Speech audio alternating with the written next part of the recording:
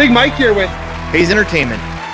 Today's episode. We got the legend. We got the UFC Hall of Famer and WWE stud, Ken Shamrock. If you like what we're doing, hit the subscribe button. Hey, this is Ken Shamrock, the world's most dangerous man, UFC Hall of Famer, Impact Hall of Famer, and WWF Tag Team Intercontinental Champion. And you're listening to I Only Touch Greatness. Looking for the most beers on tap, great steaks, great staff? Head over to the John B. Pub. We got the best beers, steaks, chicken wings, nachos in town. Come see us at the John B. Pub. The John B. Pub, the best bar in town. Come sign up for our football pool. Say Hayes sent you.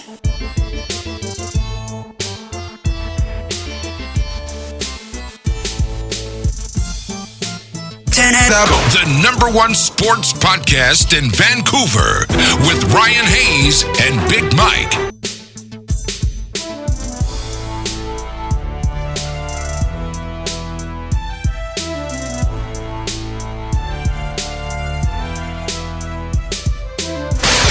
Ryan Hayes and Big Mike. Never stop. I Only Touch Greatness podcast.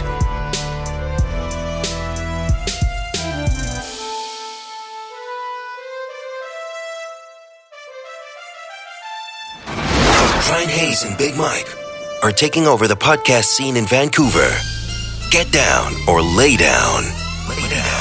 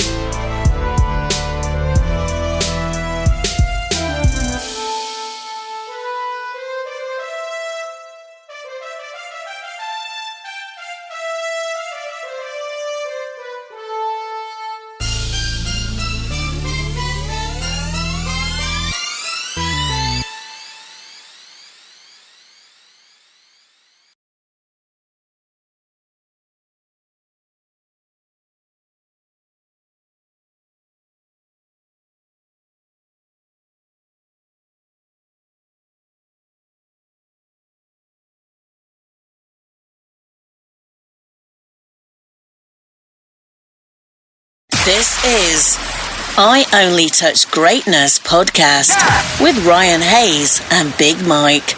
We are going live. Thank you again. Go ahead, Ryan. Okay, so born in Georgia.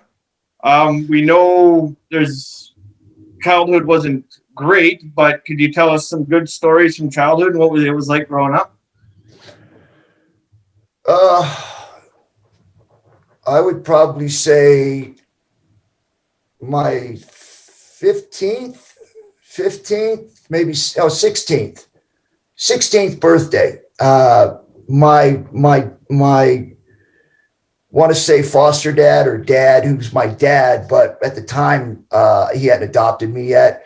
But on my 16th birthday, he threw me a birthday party. Remember where I grew up and how I grew up, there was no good times, right? So here I was in this group home with 18 boys, beautiful home and mansion. And my birthday comes up. I've been there 3 years. And he has a live band come out and they perform at the house because it was a big house. And all the people from town came to the house for the band. It was like a concert, but it was for the high school. And I remember that I felt like I was the star of my high school. It was a great feeling because I never was important, right? It was always this rough kid struggling. People thought I was a punk, and all of a sudden I started playing sports. I started becoming important. And then I get this birthday party thrown for me with someone who only known me 3 years, with a live band, and everybody's coming to my party from the high school. It was a special feeling, because again, like I said, I think you got to put yourself in my place and where I was from and how I grew up, on how spectacular that felt for me. Yeah. Oh, absolutely. How many people can say that they had a concert at their house? I mean, that's pretty cool. Right. Did you play any other sports growing up? I wrestled. And these are controlled sports. I wrestled and I played football in high school. My last 2 years of high school, I wrestled. In all 4 years, I played football. But then I played basketball, intramural basketball with the boys' house team. I was one of the best players on the team. I could dunk. I also played softball, and I was always the guy when we load the bases to jack it out to get the maximum out of our minimum home runs we could hit. And then I also sponsored a team where I played called Beer Nuts, and we took 4th in the B League. Oh wow! Oh wow! No wonder you're still so jacked. Yeah. You've been batting cleanup for years. Yeah. It's when you do what I've done my whole life, which is wrestle, play football, basketball, play sports my whole life, and then get into professional fighting and train other fighters. It's a lifestyle. It's not like which I know other people do, but I don't understand how you commit your life to something. And then when you get to a point to where you've done everything you've done, whether it's football, basketball, whatever it is, and then you stop being the person you are. It's your DNA. It's who you are. So just because you stop playing football or stop fighting doesn't mean you become that guy that sits on the couch and eats potato chips and popcorn. Oh, you're right. You're right. That's for sure too. What made you get into MMA in the first place, or self-defense? And when did it start? Yeah, well, self-defense for me started at 5 years old. I mean, it was forced upon me at a young age, all the way till I was 13, in and out of juvenile hall, got stabbed, strong arm robbery, you name it, I did it. Got into placement. Another time where you have to defend for yourself. I was 18 boys in this one home that where I got adopted. But prior to that, I went to these other homes, same thing, where you had to fight for your space. It wasn't like everybody just took a shower and got ready and went to school. It was a fight for the shower. It was a fight for the sink. It was a fight for the bathroom. It was a fight for your space. If somebody went into your space and you allowed them to take your shaving cream or your soap or even your pillow, and you didn't do anything about it, you ain't going to have anything left at the end of the day because everybody's just going to take it from you. So, I got my butt kicked a lot. But there was one thing I had built into me was that if you do something to me, we're fighting, and you're going to know you were in a fight. I'm going to hit you with a lamp. I'll hit you with a bat. And if they're bigger, you're going to know you're in a fight, and you're not going to just walk all over me. So I had that developed in me at a very young age. And so when I got into wrestling and fighting, I had to learn that there were rules, even in football, where I just thought I could just hit people however I wanted to hit them and where I want to hit them. And of course, that's not true either. There's just certain times you can hit them. So it was really learning about how to understand rules so that I was able to go out there and compete at a high level with as much aggression as I wanted to. So how was moving to the West Coast and everybody thinking you had that really strong Southern accent? Yeah.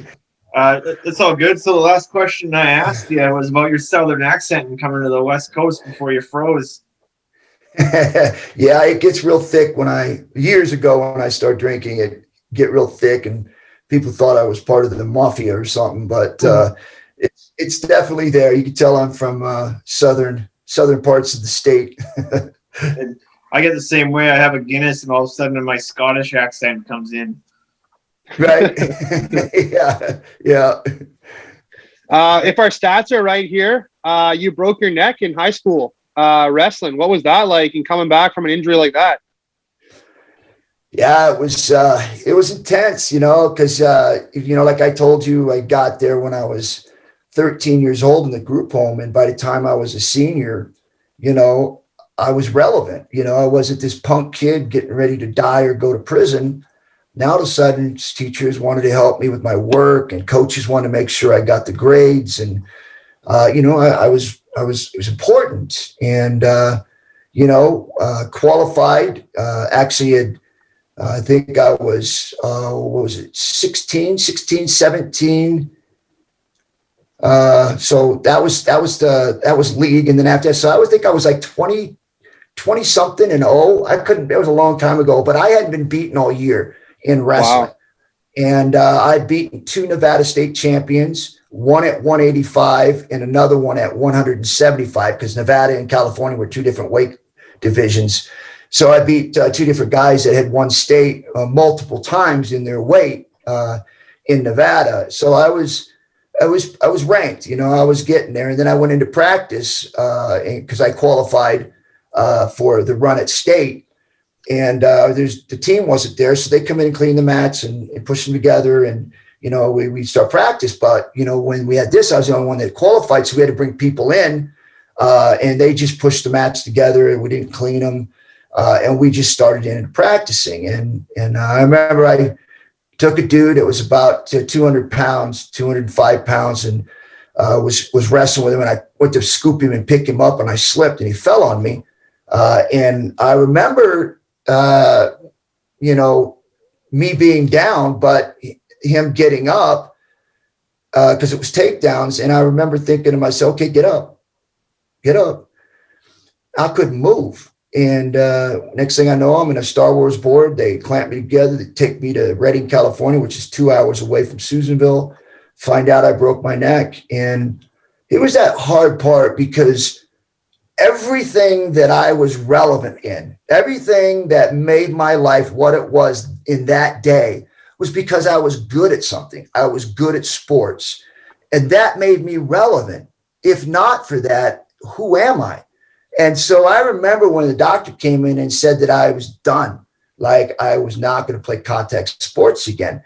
I wasn't even worried about whether or not I could walk or not, because in my mind, it didn't sink in that it was that serious. It was just how long is it going to take to heal? So I didn't understand the seriousness of it, only understood that I was getting out, like it's going to heal. Yeah. But when he told me the words that I'll never play contact sports again, I might as well have been paralyzed, because to me, there was no vision of anything else other than going to college and moving on to something bigger and better. That was gone. I mean, in an instant, overnight, everything gone. And I remember my father said to me, during this time, and he said to me, and it was when I was laying in the hospital bed, he told me, he goes, you can lay there in power, or you can get up and do something about it. He says, you're the only one that's going to do that. You're the only one that can change the direction you're going right now. He said, I can't do it for you. Nobody can do it for you. Only you can do it. And I remember thinking to myself, it was rough. It was harsh at the time. But I took it as a challenge. Like, he's right. It's like, this doctor's telling me that I can't do something, but he doesn't know me. He doesn't know what I'm willing to do to get to where it is I want to go. He has no idea of my character and what I want to do. And if I want to do something, I'm going to do it.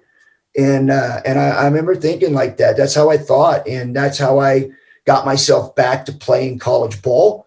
That's how I got myself back into a chance to be able to start doing pro wrestling, getting into the MMA world. It was all the mentality was, in that comment was, nobody is going to do it for me. Yes, people can help me. Yes, people can give me chances. Yes, people put me in the right positions in right places, but I have to do it. I'm the one that has to get it done. And that stuck with me all the way through everything that I did in my life, even through adversity. I broke my neck again, years and years down the road. Did it again, had to have another surgery, got metal plates in there now. But it was the same mentality. I did my shoulder, titanium ball, did my knee, replacement. But every step of the way, even my lower back, I got metal in my lower back. Every step of the way was, okay, where do I go from here? What do I need to do to get where I need to go from here? What are my plans? And when I set those plans, what do I need to do to accomplish that plan? And that's the way I've attacked life. That's the way I've attacked everything. That's the way I've attacked my after fight life. The same way is, no one's going to hand me anything. No one's going to, pity pat. Oh, you were great. And, you were awesome. And, yeah, and I appreciate that. But what am I going to do now? What's my plan now? Mm-hmm. Yeah. You always got to have a plan going forward. And definitely when somebody tells you can't do something, that's usually that's how I get it. It fires me up inside. Like somebody told me I couldn't do music back in the day. We did music, accomplished a lot in there. Then somebody told me you couldn't do a podcast. Oh, no one will listen. Boom, we're here now. We got Ken fucking Shamrock on my show. Right. And we just keep pushing and pushing. When someone tells you not to do something, you got to drive right through that and don't let anyone stop you. You also had a PTO with the San Diego Chargers, but you ended up choosing wrestling. Why was that?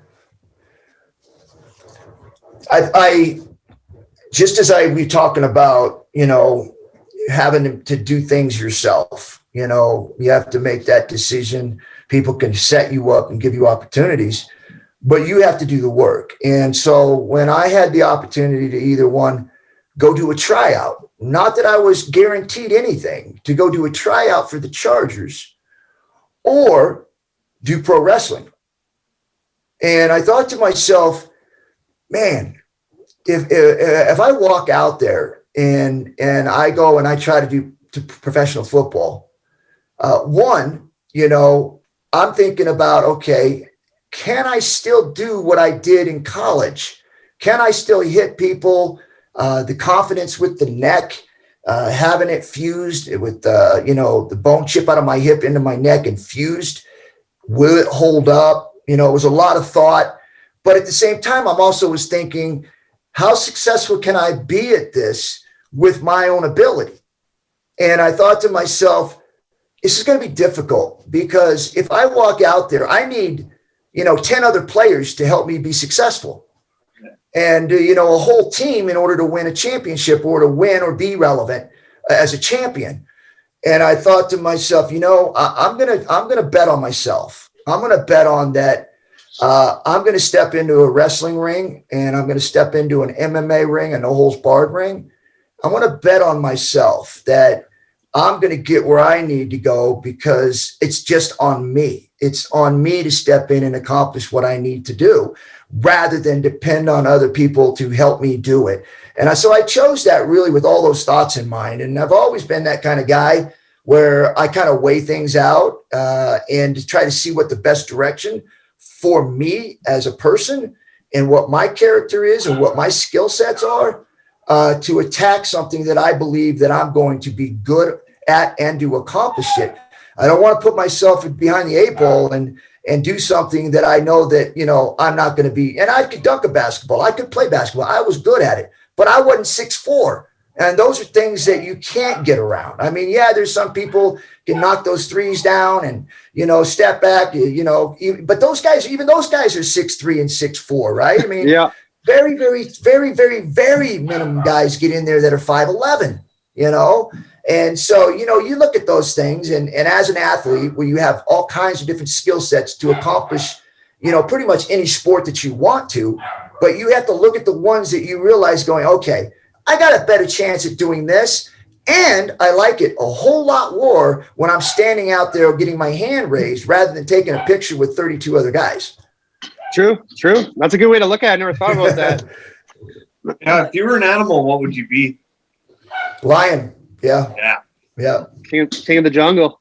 Yeah. What was it like going into UFC 1, and were you a little skeptical of it? No, actually, UFC 1 was a doubtful for me. I remember calling Art Davies and trying to figure out what this was because nobody ever saw it. When you say, no holds barred, you're like Hulk Hogan or, Terry Funk or, it's this crazy wrestling match, right? Yeah. So trying to get my head wrapped around the no holds barred thing, like anything goes, and these guys are fighting and there's no weight classes and you kick them in the head. I'm thinking to myself, yeah, this is not real. There's that, it's not possible, right? And I remember talking to Art Davies and he's assuring me, no, this is the real deal. It's like, okay, I'm in Pancras. I'm the champion. It's a mixed martial arts thing. And no one ever heard of mixed martial arts before this, right? No one except for the Gracies, right? But no one knew the Gracies. And so here I was over in Japan actually competing and I was the world champion there. And now they're going to do something like this, which was not mixed martial arts. It was no rules. Like this was like kicking guys in the head, literally, and punching them in the groin and eye gouging them and, and they would fine you, but they wouldn't disqualify you. So basically it was a street fight with absolutely no police around and you could do whatever you want to win the fight. And so going into it, man, I felt like I was going into a very comfortable situation because from where I came from, I always had to worry about getting stabbed or shot. Or getting jumped. So when I was a one-on-one, there's a referee in there, even though I don't understand why the referee was there because it was no holds barred, right? Anything went.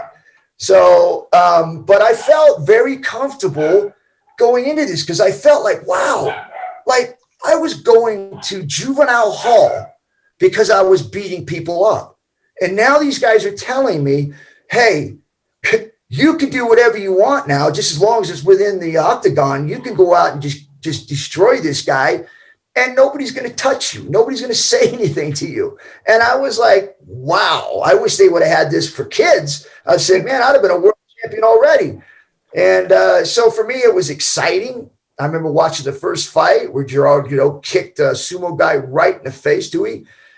And I was like, oh, it's on. And I was jacked. I mean, I was literally jacked. But all the way up to the fight, because I went over to Japan and I came in 3 days prior to this event going off, which was a mile high, thinking it's not happening. Like they're going to come to us and say, okay, this is how it's going to be. But that never happened, right? So I didn't even train for this. I didn't understand who was fighting, who was in it, who Hoist Gracie even was, what their family was, nothing. I just like, okay, it's not happening, but I'm going to go just so that somebody can't say I backed out. I show up and fights happen. I mean, I'm just like, oh, this is awesome, man. These guys, especially the kick in the face, I was like, this is real. And I remember we went in there and I had my first fight with Patrick and he tried to dog me. His buddies got in my face and ended up tapping him out with that heel hook. And Hoist Gracie, man, I thought for sure, like, this dude I'm going to kill him. This poor kid, what's he doing here? Next thing I know, I'm looking up at him as he's choking me unconscious. I was like, okay, I guess I made a mistake. Yeah, I read somewhere you thought he was just a guy in a gi. It was in pajamas. Like, a guy walking around here. Who walks around at a press conference in their gi? I'm like, this dude is like, he's got to be out of his mind. Someone needs to talk to him, pull him aside, tell him he's going to get killed here. That's why you two were the best ever, man. That from the start, that was so much fun to watch you guys battle it out. I know. Yeah, it was I mean, again, I think the world realized that, and again, I was only 190, 195 pounds, and I think Hoist went about 180, even they said 160, but if you look at the pictures, he was taller than me and wider than me, and I wrestled him, so I know he weighed a whole lot more than that, but it was the whole mystique of the smaller guy being able to beat a bigger guy, which is what they were trying to sell. It was a marketing tool. They did a tremendous job at it.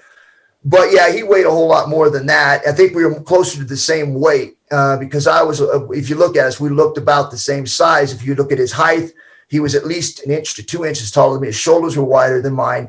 But when we went in, man, it was a shock to the world to see that happen, and to see myself and Hoist, who were literally the two smallest guys in these competitions, dominating it. And different styles. You guys both had very different styles as well. Yes, we did. Yes, we did. I think Hoist was more off his back, more of a defense where he forced guys to move around so he's able to catch them in submissions. I was more the attacker on top, being the aggressor, forcing submissions. And I was the first guy that stepped into that octagon that knew how to strike, because I had a Muay Thai with Frank Laudman, who was a champion at one time, where I fought him in a Muay Thai kickboxing match. So I was the very first one that literally came in with both skill sets. Yeah. And those very early days of the UFC or Ultimate Fighter, they remind me a lot of the Bloodsport movie. And of course, Bloodsport is a great movie. On that note, I was wondering, do you have a favorite fighting movie? Yeah, I've got two. Braveheart was one of the. Mel Gibson was just a tremendous. He did such a great job in that. It was really awesome. I would say probably the other one that would stand above them would be The Godfather. Okay. Al Pacino, Robert De Niro, and the story they told on how the family, they came here and didn't have anything, and how they were basically, I don't want to get in trouble for this, but basically the way the government runs today, they invented it.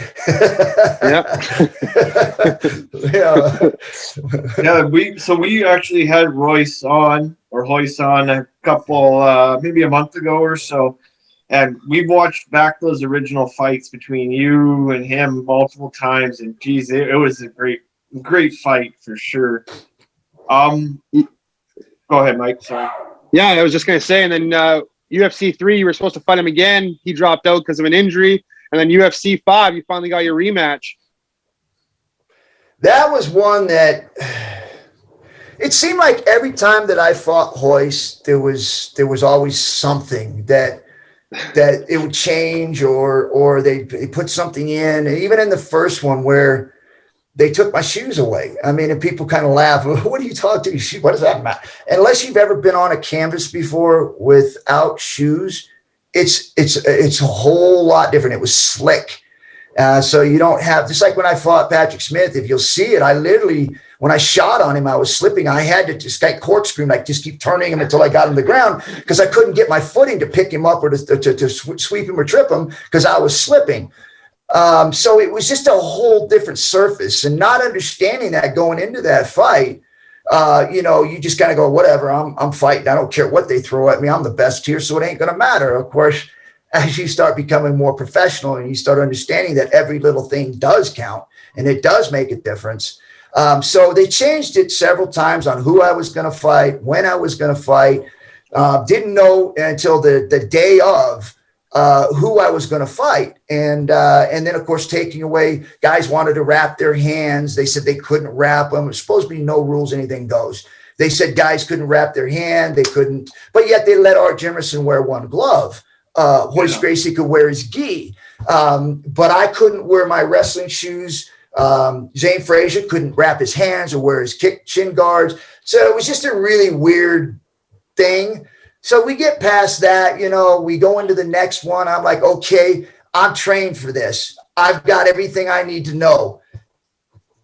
48 hours before we're supposed to fight, they put in a time limit. I literally trained for a 3-hour fight.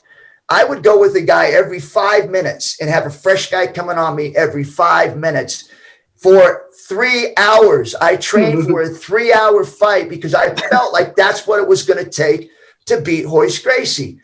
And if it didn't, I would wear him out. He would no way he'd be able to go with me condition wise, with the pressure I could put on him, with my balance and my strength. I could control him, put pressure on him, wear him out.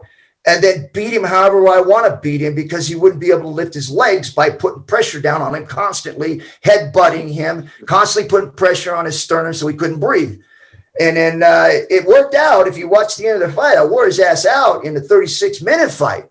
If we'd have had 20, 25 more minutes, he wouldn't have been able to walk out of there. He barely did in this amount of time. So my strategy was good. It worked. It just didn't have enough time to do it. So it was almost constantly, there was something I was trying to figure out or deal with whenever I fought him. And even in the third one that we did, once I locked up with him, I hit him with a knee. Once we locked up, right after I clipped him with the knee, didn't land it solid, but clipped him with the knee in the tie-up. It's the first time that we had gotten together. He kneed me in the groin. I mean, and then tells me after the fact that I should have known and I should have protected myself because that's the way we used to fight. I was like, what? I kid you not. That's what he said in a press conference. That's what I believe it. I believe it. I believe it. I was like, that's not how we're fighting, dude. If I'd have known that, I wouldn't have tied up. Like, you make decisions on knowing what the rules are. And it's one of those things that people always say I'm bitter. And every time Hoist Gracie's name comes up, you just sound like you're crying or you're complaining. And it's true. It is bitter. And call it crying, or you call it just not being comfortable with the way things played out. Because in my opinion, and it's just my opinion, I felt like every single time from the first fight to the third fight, there was always something that happened that caused this unsettledness in me. Not that I'm saying, and I wouldn't say this because we'll never know, that I would have gone in and beat up Hoist Gracie. I believe I would have, but we don't know that, right? Because it never happened. But because of the things that happened with the time limit being put in, me training a certain way to beat him, I can't change it 48 hours before the event. I've got to stick with my plan. And then the very first one where it was my fault for not saying, hey, there's supposed to be no rules, anything goes. Why are you taking my shoes away? I didn't do that. That's on me. This kind of lays it out there, all the stuff that happened and why when people talk to me about Hoist Gracie, I have a lot to say. That's fair. You're allowed to have a lot to say. It seems like it anyways. There was an excuse every time. So It is what it is. Yeah, it's history, right? I mean, that's what it is. It's history. But that's the fun thing about talking about history is that everybody gets to have an opinion. Absolutely. Do you still have animosity towards them? No. No. Outside of fighting, man, I've learned a long time ago, man, we all have to get along. We go to different events and stuff. We see each other. There's no reason for us to want to try to fight each other. I think we're past that. But I would fight him again if we had the opportunity, no doubt. But, I'm not going to get in his face or call him out because we're way beyond that. Of course. What was your favorite strike and submission? Say that again? What was your favorite strike and submission? My favorite strike's a straight right hand. Simple. My favorite submission is definitely the heel hook. It's something I made a living at. Yep, absolutely, you did. That was one of the pictures with The Rock, actually, that we added on our ad. Yeah. Yeah. So you also fought in Pride. Tell us about your time in Pride. Yeah, it was. I got a small deal with them after I'd gotten out of pro wrestling. I believe it was my first organization that I went to. I believe Alexander Otsuka was my first opponent. I caught him with the left hook. And then I had, the big old Japanese kid, blonde hair, I forget his name. I beat the snot out of him for 10 minutes or whatever it was. And this is the thing behind the scenes I was going through a divorce, and I was in a 3-bedroom apartment. My ex at the time was going through some mental issues and dropped the kids off on me. I mean, literally just dropped them off on the porch. Didn't see her. The kids are knocking on the door. I'm like, what are you guys doing here? Like, I would have visits with them, but I didn't have anywhere really for them to stay because I had 2 roommates. So they were dropped off on me. And so then I had to figure out how I was going to, because I was leaving to go to Japan to fight. I couldn't bring, my 3 boys and my little girl with me. So I didn't get the right training in. I was stressed. And I remember walking into that fight saying, I'm just going to knock him out and then get back home. And I knocked him down once. I mean, I beat him up, and I really thought I could knock him out and just be over with the fight and go home. And I put everything into it in that first 5-10 minutes and beat him up. And I did everything to finish him, but that dude just would not go away. And I got to a point where I started seeing all these white flashes. My heart was not doing what it was supposed to be doing. And I literally almost passed out as I was looking at my corner and I was saying, hey, I can't see. Hey, I can't see. And they threw the towel in. Oh, okay. Okay. Yeah. So and that's the only time I think ever in my career where I look at it and I feel really humiliated because, I've always been that guy that never quit no matter what. But that's one of the if I was going to look at anything and say that's the one that disappoints me the most, it would be that one. You definitely got thrown a curveball, though. I mean, it wasn't really your fault at the end of the day. Well, it's my fault. I mean, I'm in the ring. Like I said, I commented earlier, I am the only one that can change my direction of where I'm going, and that I'm responsible for that direction. So no matter what I say, and that's where I think most people don't understand when I'm saying something and I'm complaining about something, doesn't mean I don't take responsibility for it. I do. All I'm doing is trying to explain my position and where I was at. But at the end of the day, it's a win or a loss, and it's on me and nobody else. And then if our stats are right here, 1997, you made your WWE debut. What was that like in the transition from obviously real wrestling and real fighting MMA to go into the WWE? Yeah, it was interesting because I did get educated. I remember working with Bret Hart and going to Calgary and working with him and him helping me understand what I needed to do to fit in. Because no matter how bad you are, no matter how tough you think you are, walking into a locker room in the WWF, you're gonna get humbled real quick because there's a lot of different ways for guys to get over on you and for you to feel beat up at the end of the day. And I learned that as I got there. I didn't know it going in, and I'm glad Bret educated me because it was a smooth transition because I knew what to do. Go in, shake hands. Anybody I was working with, ask them, what do you want me to do? Instead of me going, okay, here's what we're going to. I didn't know what these guys are the pros. I was a guy coming from another world. And so I had to really sit down and be humble when I went in there and let those guys take the lead, even though I was getting put over. These other guys that were putting me over were much, much better than I was. And that I had to make sure that they knew that I respected them and that I was appreciative of them doing what they were doing. So what was it like working with Bret? Bret was, I was, the attitude era. I mean, yeah. Who isn't good? Who wasn't good? Stepping in there with Billy Gunn and Road Dogg and 1-2-3 Kid.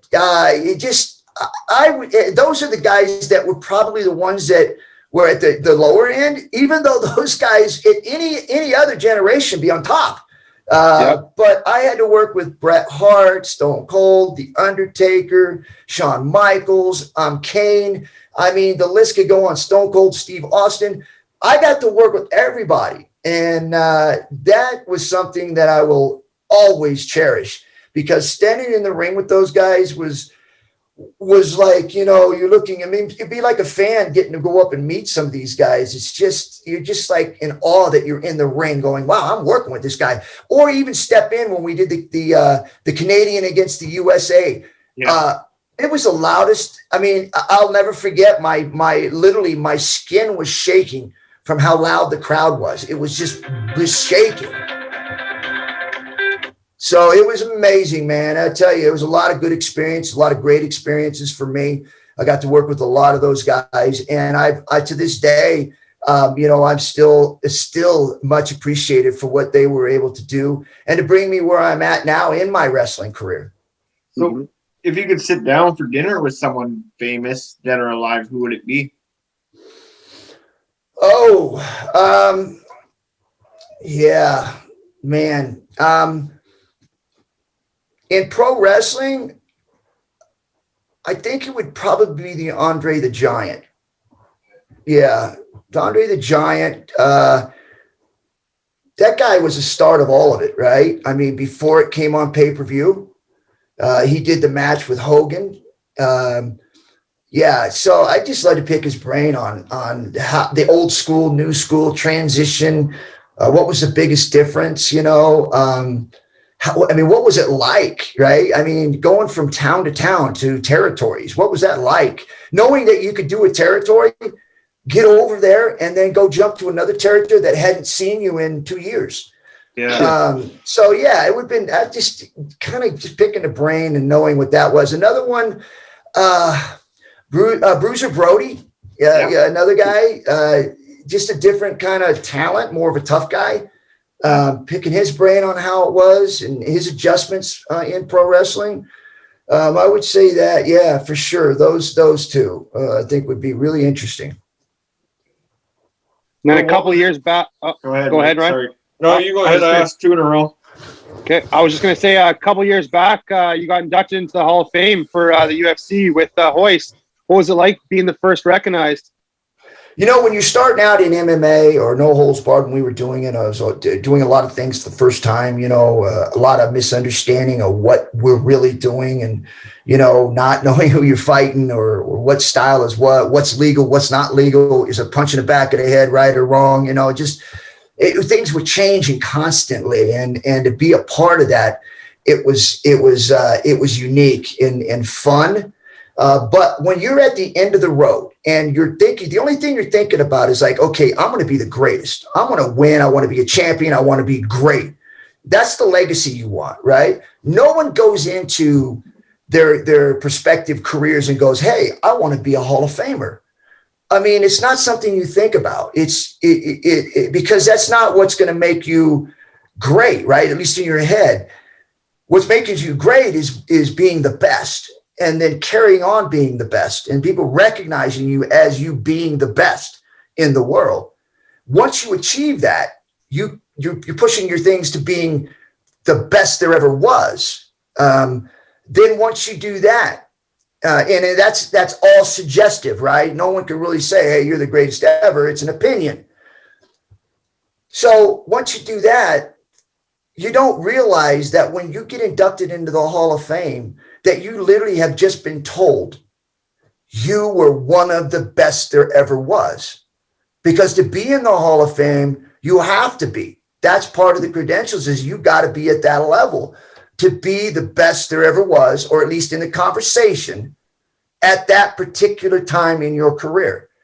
And so be standing up there with Hoist and receiving that, it sank in like, okay, now I can stop, take a breath, and enjoy everything that I've done.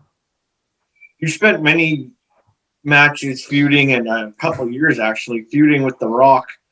We interviewed The Godfather last week, and we asked the same question. What was it like to share the ring with The Rock, and you realize that he was going to be a superstar that he is today?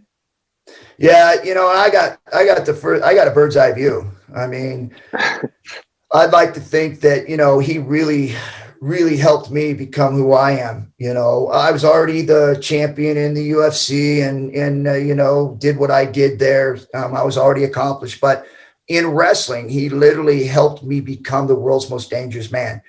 He helped me develop that character, as I did him with The Rock, because he literally changed his name in our program. He changed his name to The Rock and started this from Rocky to The Rock. And you can lay the smack down, and watched him literally when he picked up the mic and they gave him the mic and allowed him to run with the mic, was when you started going, this guy's special. This guy's special. And I worked matches out with him. We would both throw our ideas in there and we would figure out what was best. Even the chair shot. That was the one I wanted to have happen, because I felt like that would get him over where he needed to be, and it would get me over where I needed to be. As being one badass motherfucker, right? And him being like, I'm going to lay the smackdown on your candy ass kind of thing, right? So I felt like it was one of those moments that really solidified each of our characters of who we were. And so, from that point on, I thought we helped each other grow and become the people we are today. Mike? Was there a favorite venue that you fought in or wrestled in? No, I mean, listen, at that time, every venue we went to was sold out, a week, one day. And we had some of the biggest crowds ever. And just the pops that we were getting. So, yeah, there was a lot of great places, but it's hard to tell, because even this Madison Square Garden, man, we were just killing it. And but that was one that I enjoyed going to. I love going there. Dallas was another place I really enjoyed. And of course, Canada was just nuts. I mean, that was special. So, but yeah, there was a lot of places I enjoyed going. And I even felt like when we did stuff in Northern California or the West Coast, where wrestling wasn't so popular in the past, became popular. And watching the houses get sold out in different areas, in the big cities in the West Coast. So that was special too, because like I said, you never seen crowds like that for wrestling before. And what about Tito Ortiz? You had multiple rounds and fights with Tito. I know you guys have had a hatred for each other over the years. You still hate each other, and is there anything we can talk about his story? Yeah, me and Tito are good. We've been good for a while. We've reached out. We've buried the hatchet, I guess you could say, not in each other. But he buried the hatchet in me, though, 3 times. We put it aside. We realize who we are. I was great. In my time, I was unbeatable. And when I came back and started back into MMA, it was Tito's time. I was past my time. It was the new blood's time. I had to go in there and basically pass the torch off. Not that I wanted to, but it's just the way it works. Father time wins every time. But I enjoyed it. I really did. I enjoyed those times that we had. I believe, like a lot of other people believe, that Tito and myself built the UFC where it needs to be so that it could be at where it's at today. And so that's something that I'm sure he's proud of and something that I'm definitely proud of. You have a favorite piece of sports memorabilia? Say that again. Do you have a favorite piece of sports memorabilia? Like I see you got the belts and stuff. Yeah, it's not the Hall of Fame plaque, but it's the first 2 belts ever that were handed out for a single fight. That starts everything, all the weight divisions, all the single fight belts. Those are the first ones that are handed out. So whatever division belts get handed out, that's the lineage of it right there. That started with these right here. Yeah. Yep. You got that right. Did you have a dream fight that never happened? Yes. Yes, absolutely. Wrestling, it was going to be Kurt Angle and Brock Lesnar. Bill Goldberg, those are matches I would have loved to have had.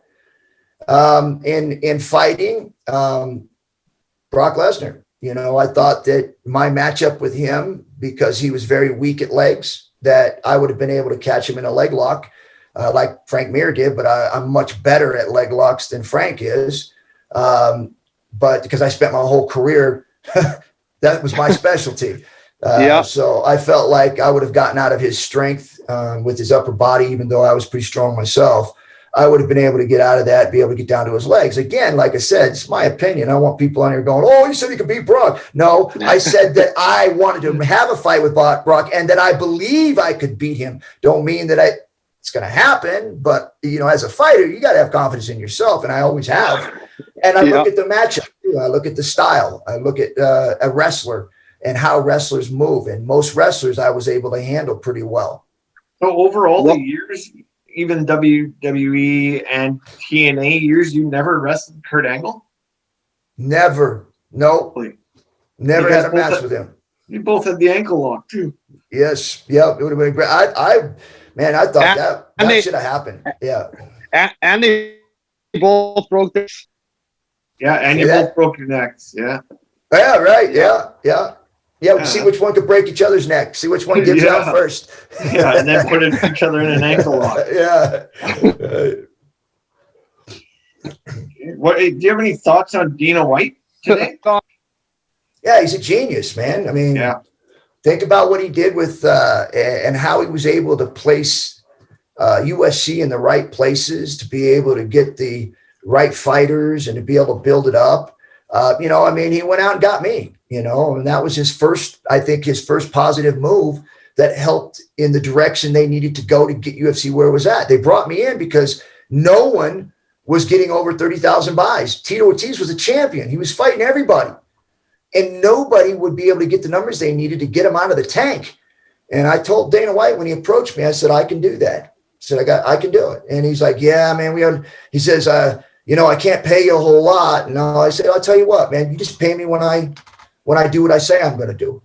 And we agreed on that. And so when we went in and did that, I believe it was up close to 150,000 buys. The best they ever did before that was like 27 or 28,000 with Tito. That was it. And so Tito and myself were a perfect match. We knew how to talk trash. We knew how to get the audience into our fights. And so we did a tremendous job. In fact, his rivalry, we got the best rivalry of the year with the best damn sports show, mainstream, which has never been done before. We brought everything mainstream. And then, of course, when Bonner and these guys have their match, they want to give them the credit because they had a great fight. But before that fight, it was all about Tito and Shamrock. Yeah. It was all about how all that was going to get built up, right? And that the tickets were being sold already. They didn't get sold after, Stephan Bonner and them. They didn't get sold after that, right? They got sold before that. So for me, I think about the build up for me and Tito's fight. And when we announced that fight, that's what got everybody's ears perked. And that's what got the numbers rolling in. Now, it was great to have the production of the other fights and stuff like that for sure. But let's not kid anybody that the whole beginning of all that started with the announcement of Tito Ortiz and Ken Shamrock. You're still in TNA, right? Yes, I'm suspended indefinitely. Is that kayfabe? Or? No, I'm suspended indefinitely for real. I guess they thought I was too out of control, I guess. I don't know. It's like, I don't know. It's wrestling, man. You go figure. Yeah, exactly.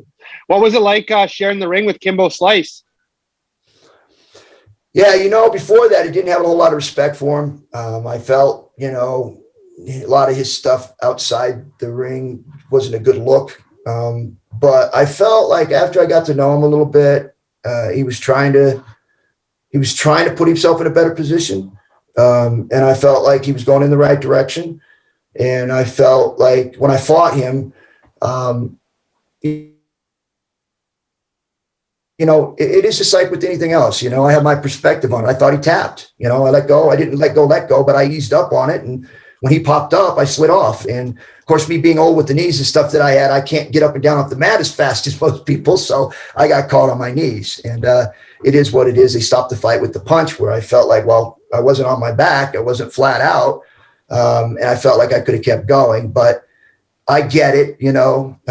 Big John has been around a long time, knows me, friends, saw me get hit hard. And I think he took the precaution. So I don't hate him for it. I just felt like I could have kept fighting and I would have had a chance to at least get back on top and finish it. But it is what it is. And I felt like Kimbo was a guy who he came in, everybody just said, man, he's no way he's going to win. There's no way. The guy just comes in and just throws punches. But he always found ways to win. I mean, it's amazing because you didn't give the guy a chance, but yet he came out on top. So he had the fighting spirit, never give up, and constantly battle against the negativity that he kept getting because of where he came from and how he was perceived. And I respect him for that, man. And I respect what he did and how he was able to achieve his success through all of that. If you could punch one person in the face today, who would it be? I'm not answering that one. Okay. That's why I saved that for near the end, so we could. Yeah, I'm not going to answer that one. Yeah. Are you still living down in Vegas? No, I'm in Reno, Nevada. Oh, okay. Yeah, northern Nevada. Yeah. Right on. Ken, unless Ryan, you have more? No, I don't. Yeah, Ken, I was just going to say thank you so much for taking the time for us today and coming on and we've been big fans of yours for our whole lives. We were born watching you. So we really appreciate you taking the time for us. It was great.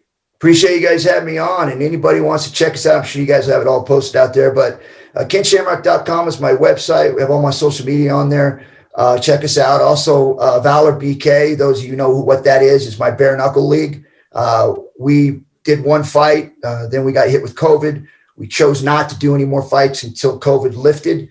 COVID's starting to lift now. We're in the process of starting to build some venues now. We've got 4 or 5 venues that we're looking at right now. So if you want to stay up on that, go to valorbk.com and you'll be the first to know if you follow us, because we're going to be making our announcements here in the next 2 to 3 weeks on where our next venue is going to be.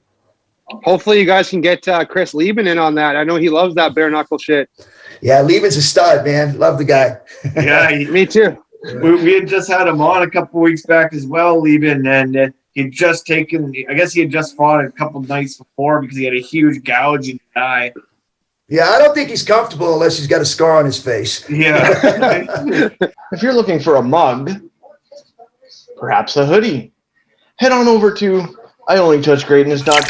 Looking for the most beers on tap, great steaks, great staff? Head over to the John B. Pub.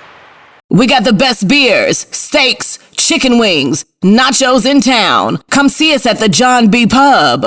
The John B. Pub, the best bar in town. Come sign up for our football pool. Say Hayes sent you.